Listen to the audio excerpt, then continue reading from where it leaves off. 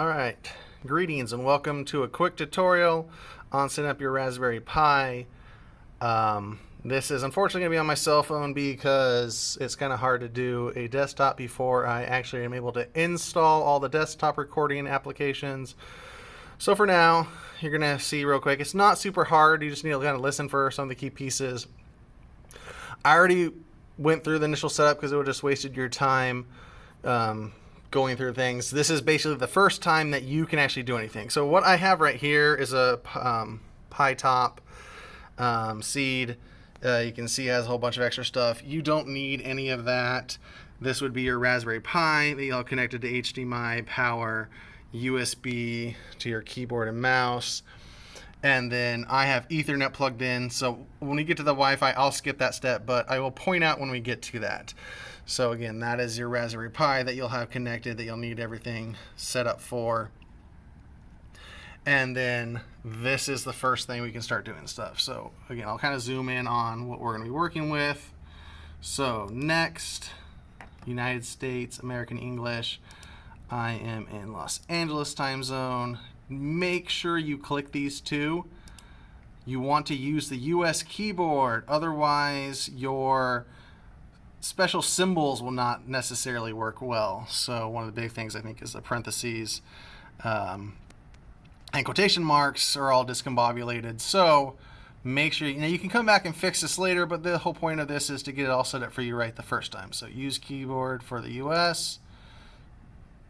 Again, the default username is Pi, password is Raspberry. This is where you can change it. Make sure to know what it is and then click next. If for some reason you have black around the outside of your screen, which you see I don't, so I'm not going to check this, but if you do, you check that, click next. Again, this is where you'll connect to your Wi-Fi. I'm not going to connect to my Wi-Fi. I'm already connected to Ethernet. Now it's automatically, and I'm going to show you how to do this with a command line later, but for now, it's going to run the update for you.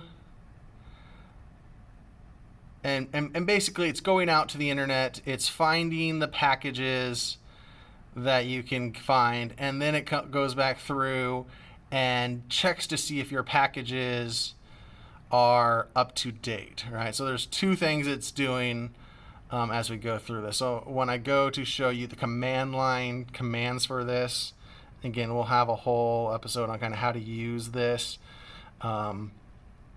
It's very similar to Windows and Mac. They all have very similar features as you're going through this. So again, we'll have a whole tutorial on that. But for now, again, it's just doing its update, and it's going out, finding the list of sites that have the updates, and then it goes out and actually does the updates. So I'm going to go ahead and pause it here, and we'll come back when it gets to the end of this. So again, we're going to pause for the update, and I will unpause when we get. So again, now it's going to compare the versions. Like I said, it gets them, it gets the list, it compares the list to what we have versus the other list, and now you can see it's downloading. So again, I'll pause it, and we'll come back at the end of downloads because it's going to take a while. All right, quick update. You can see now it's finished downloading. It took about 5 minutes for mine. It might take longer for yours, but now it is installing those updates, and then we should be good updating. So again, I'm going to pause and then come back when that is done. And welcome back. You can see now that the system is up to date. So your Raspberry Pi is ready to go. We got all the configurations. Most of it's, just make sure we have the English keyboards. There are other things I'll show you in a little bit where you can go up here and go down and kind of play with some more of your configurations. But we don't need to really set any of those right now.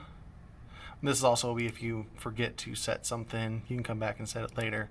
So I'm going to go ahead and restart, but that is all there is to just getting that initial setup.